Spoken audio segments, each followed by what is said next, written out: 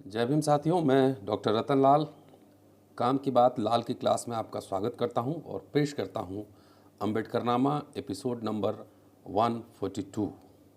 जैसा कि आप जानते हैं कि अम्बेडकरनामा जो ये सीरीज़ है यूट्यूब है, ये बाबा साहब के विचारों को जन जन तक पहुंचाने के साथ साथ जो बहुजन नायक और नायिका हैं जो इतिहास में दबा दिए गए हैं, उनके इतिहास को भी आप सब तक पहुंचाने का एक माध्यम है।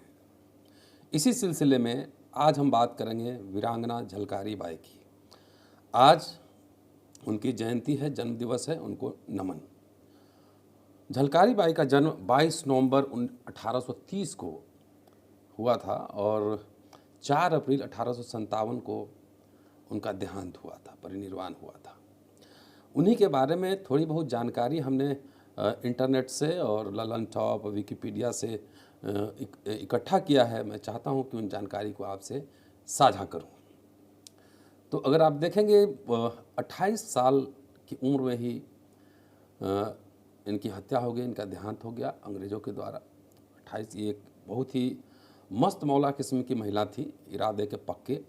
जो काम सामने आया कर दिया।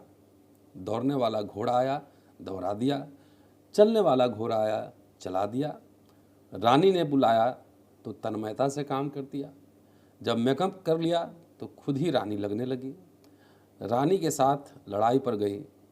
जब रानी घिर गई तो खुद ही रानी बनकर लड़ पड़ी, क्योंकि रानी लक्ष्मीबाई, जिनको आप जानते हैं झांसी की रानी, क्योंकि रानी उनकी सखी थी, मित्र थी। ये दोस्ती की बात थी, इसलिए उनके लिए कुर्बानी बनता था। और इसके साथ साथ अपने राज्य के लिए प्रेम की भी बात थी। सबसे बड़ी बात थी अपने जौहर को दिखाने की। झलकारी बाई बचपन में कुल्हाड़ी से लकड़ी काटने गई थी। कहा जाता है कि सामने तेंदुआ आ गया, झलकारी बाई ने तेंदुओं को भी काट दिया। रानी को इस लड़की की ये अदा पसंद थी, ये स्टाइल पसंद था। वो रानी थी लक्ष्मीबाई और ये लड़की थी, ये महिला थी झलकारी बाई, जिसका नाम इतिहास के पन्नों में इतना नीचे दबा है कि खोजते खोजते पन्ने फट जाते हैं। यह वक्त की बात है। उस समय लोग राजा रानियों की ही कहानियाँ लिखते थे और राजा रानी की कहानियों से ऊपर किसी की बात नहीं करते थे। मसलन इस वजह से जो इतिहास का जो उस समय के जो दरबारी विद्वान थे, उन्होंने झलकारी बाई के इतिहास को नज़रअंदाज किया। पर जो इतिहास है वो इतिहास है। कहानी उड़ती रही। 150 साल बाद भी वो महिला जिंदा है।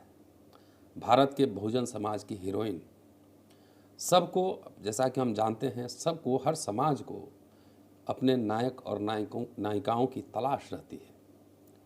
बहुजन समाज को इससे वंचित रखा गया था, परंतु इस महिला ने पहले ही साबित कर दिया था कि इरादे और ट्रेनिंग से इंसान कुछ भी कर सकता है। बाकी बातें तो फर्जी होती है, जैसे आजकल बहुत मेरिट की बात चलती है, फर्जी बातें होती हैं। बहुजन समाज पार्टी के संस्थापक माननीय कांशीराम ने जब लोगों को जागृत करना चाहा, जगाना चाहा, तो उन्होंने प्रतीक के रूप में इसी महिला के नाम का सहारा लिया। तो ये योगदान कांशीराम जी को जाता है कि उन्होंने झलकारी बाई को जिंदा किया, पुनः जिंदा किया। उस समय तक दूसरे वर्ग के लोग तो यही बता रहे थे बहुजन समाज को कि तुम्हारे वश का बहुत सारा काम नहीं है, तुम बहुत सारा काम नहीं कर सकते।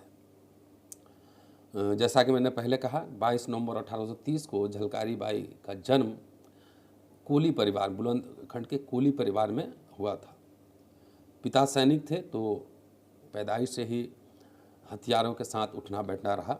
पढ़ाई लिखाई नहीं हुई। और जैसा कि उस वक्त पढ़ता कौन था, राजा रानी भी शिकार में ही व्यस्त रहते थे। उस वक्त बहादुरी का मतलब था कि दुश्मन का सामना कैसे करें। चतुराई का मतलब था कि अपनी जान कैसे बचाई जाए। मोटा मोटी यही बात थी।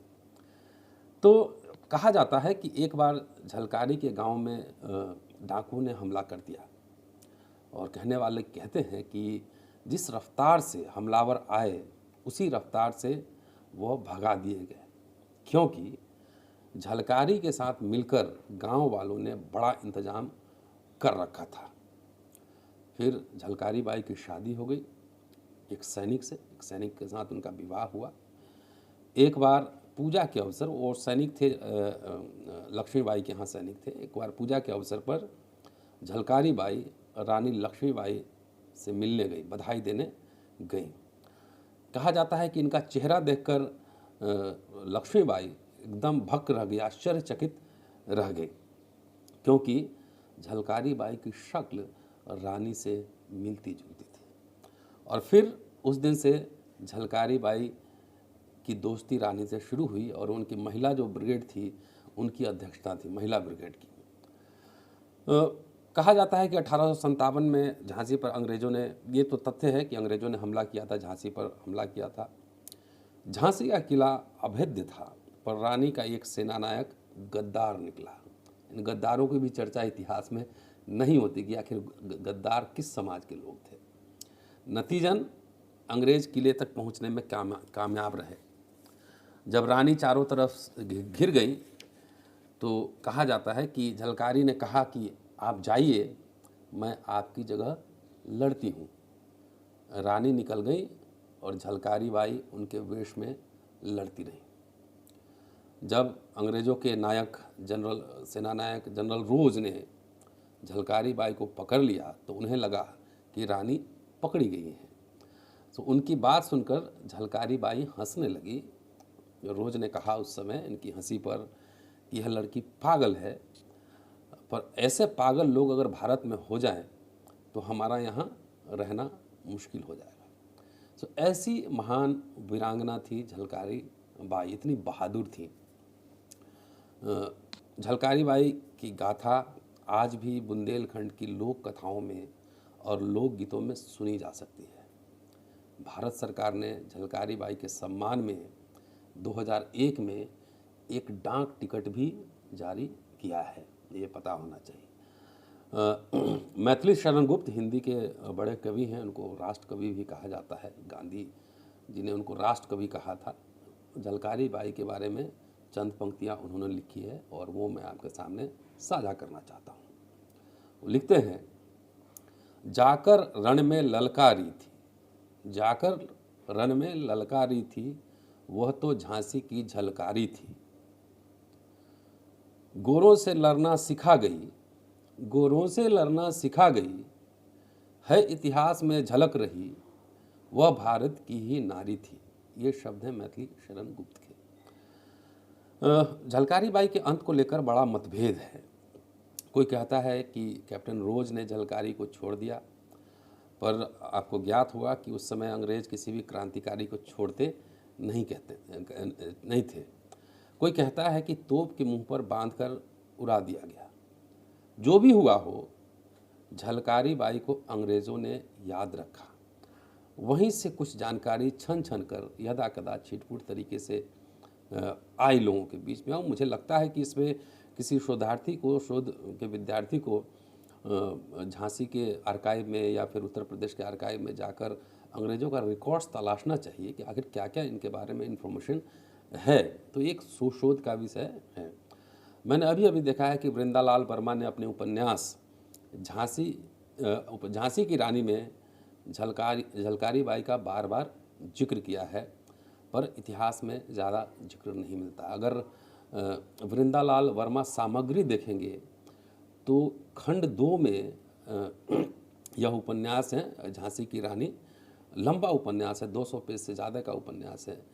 तो उसको देखेंगे तो वहाँ आपको कई बार झलकारी बाई के रेफरेंस वहाँ पे मिलेंगे। लेकिन इससे ज़्यादा ज़रूर है कि इतिहास के जो दस्तावेज हैं, जो रिकॉर्ड्स हैं, जो अंग्रेज़ों के रिकॉर्ड्स हैं, उस रिकॉर्ड्स में जाकर झलकारी बाई की गतिविधि के बारे में और ज़्यादा से ज़्यादा जानकारी उठाने की। तो आज के लिए इतना ही साथियों। जय भीम। और मैं आपसे उम्मीद करता हूँ, आशा करता हूँ कि अम्बेडकर साहब के विचारों के साथ साथ बहुजन नायिकाओं के विचारों, उनके जीवन, उनकी कथाएं आपके बीच पहुंचाने का साधन है। इसलिए ज़्यादा से ज़्यादा सुनिए, पूरा वीडियो सुनिए और सुनाइए, क्योंकि मैं चाहता हूं कि बहुजन जमात में अभी बहुत सारे लोग पढ़े लिखे नहीं हैं। जो पढ़े लिखे भी हैं उनके लिए किताबें पढ़ना, रिसर्च कर कर निकालना एक मुश्किल काम होता है। इसलिए आप ज़्यादा से ज़्यादा शेयर करें इसको, ताकि जो लोग काम भी कर रहे हो कान में माइक्रोफोन लगाकर वो वीडियो को सुन सकें।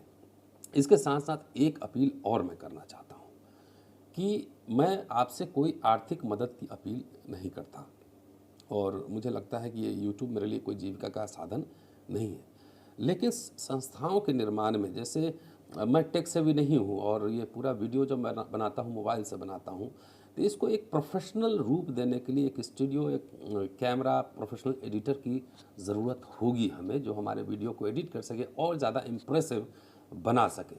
तो इसमें अगर जो साथी इस इंस्टीट्यूशन को बनाने में सहयोग करना चाहते हैं, वो जब वीडियो सुने तो कम से कम कमेंट बॉक्स में अपना नंबर डाल दें, ताकि हम आपसे संपर्क कर सकें। शुक्रिया साथियों, अगले एपिसोड में आज ही फिर मुलाकात होगी। जय भीम साथियों।